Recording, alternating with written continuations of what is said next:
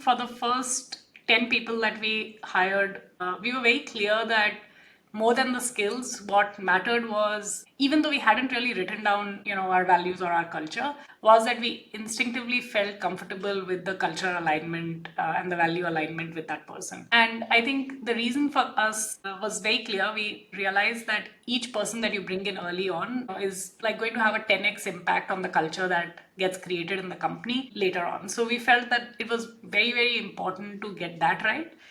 Even if maybe it took you longer to onboard somebody, or maybe that person didn't have exactly the profile that you were looking for, or the experience level or whatever, right? So I think that was a big part of the consideration early on. And I think over a period of time, as you're trying to scale the team, you realize that, okay, you know what, the culture is kind of maybe 70% there.